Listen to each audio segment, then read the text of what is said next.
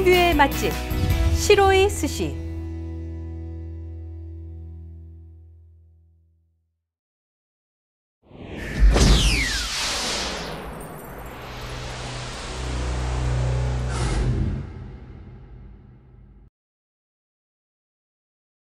우리 한인 모두 제34대 시카고 한인회장의 이성대 후보가 무투표로 당선됐습니다.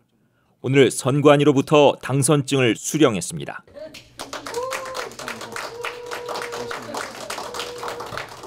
사흘 전 후보 등록 절차를 밟은 이성대 당선인은 선관위의 서류 검토 후 24시간 만에 공식 입후보됐고 단독 출마에 따라 자동으로 당선됐습니다.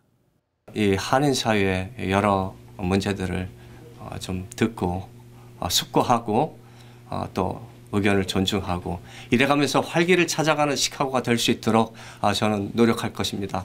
저는 부족하지만 함께하는 우리 임원들이 열정이 있고 훌륭하신 분들이 많이 있기 때문에 똑같은 마음으로 단합해서 열심히 발로 뛸 것이라고 저는 확신합니다.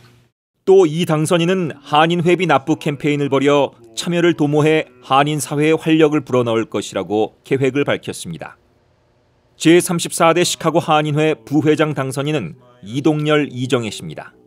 우리 이성배 회장님을 열심히 도와서 한인 사회가 하나 될 수 있고 또 활력이 넘치는 또 어르신들을 또 공경하고 여러분들이 모두 우리 한인회 임원이라고 생각을 하시고 도와주신다면은 이번 34대는 아마 성공적으로 이끌 수 있지 않을까 하는 그런.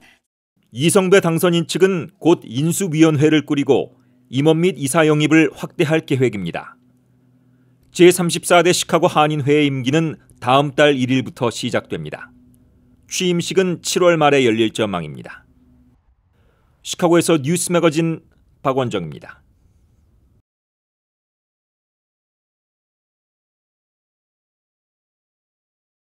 1962년 창립된 시카고 한인회는 이번 제34대 당선인까지 포함하면 총 27명의 회장을 배출했습니다. 역대 최연소 한인회장은 제7대 박해달 회장, 당시 33살이었습니다. 2번 이상 회장을 역임한 사람은 초대 회장 정보라, 심기영, 박해달, 박중구, 김기령 등 총 5명.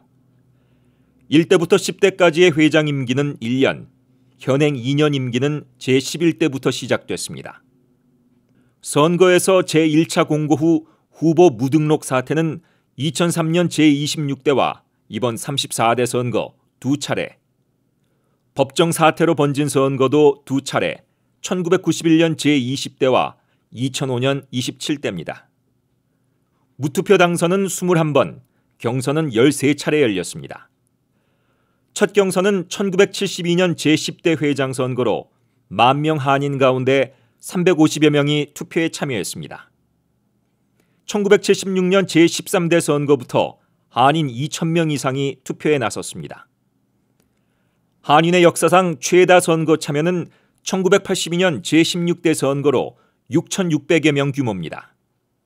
그 후 2007년 제28대 선거에 6,321명이 참여했고 8년 후 제32대 선거에는 5,364명이 투표했습니다. 처음으로 유권자 등록 및 투표 현황이 전산화돼 공개됐습니다. 한편 제33대와 차기 34대는 단독 출마 무투표로 당선자를 냈습니다. 한인의 정관에 따르면 투표권은 한국혈통의 일리노이 거주자가 갖습니다. 한인회의 선거 방식, 체제, 또 역할에 변화가 필요하다는 담론은 오랫동안 양성돼 왔습니다. 1962년 300명 유학생 사회에서 시작한 시카고 한인회의 구조는 60년이 지나도 크게 달라지지 않았습니다.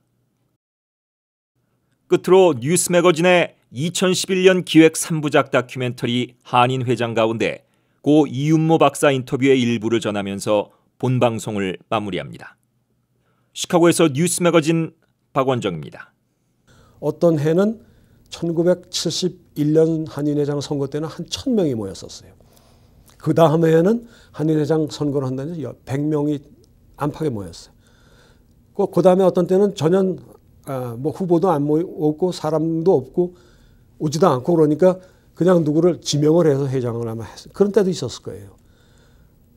그러다가 또 어떤 때는 뭐 갑자기 또 2,000명 이렇게 모이고 또 근년에 와서는 지난번 어느 해에는 막 7,000명 가까이 모여서 투표를 하고 또 그 다음에는 또 무투표를 하고 지난번에 또 선거 때도 뭐 어떻게 해서 또 몇천 명이 모였다면서 경선을 한다 뭐 이렇게 했고 또 이번 한일회장 선거는 후보자가 한 사람밖에 없으니까 또 무투표 당선을 했다는 게 이게 바로 그 어소시에이션을 그 아주 굉장히 그 루스하게 관리하는 그런 맹점이라는 거예요.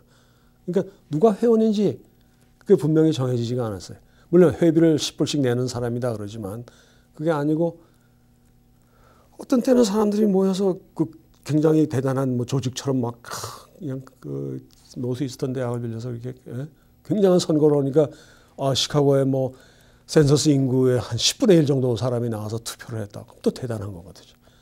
근데 금년같이 이렇게 되면 또 이제 이게 뭐 그럼 한인회가 조직이 있는 거냐 없냐 그런 문제 생기고 지난번에 또 총회를 한다 그랬는데 150명인가 성원이 안 돼서 총회를 못했다 이게. 그러면 테크니컬리는 성원이 안 돼서 총회를 못했으면 그 회는 존재하지가 않는 거라고요. 그죠? 한인회가 한인 사회를 대표하는 그런 어떤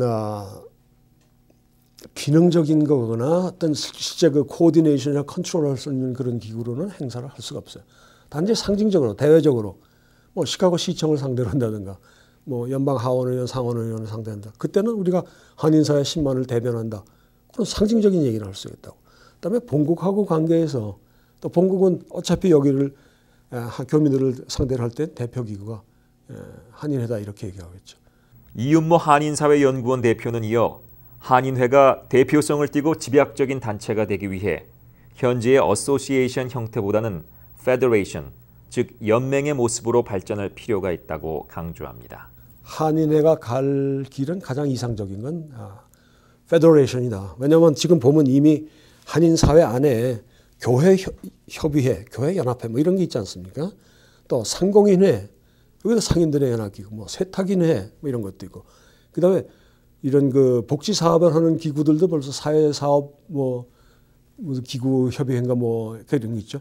벌써 그러니까 그 자체가 협의회들이 다 있어요. 그러면 여기에 엄브렐라 오가니제이션을 만들려면 이 사람들이 다 자율성을 유지하면서 이걸 코디네이트를 중간에 하고 한인사회를 우리가 대외적으로 대표한다 할 때 대표성을 갖는 그런 페더레이션 기구 형태로 돼야 된다고요.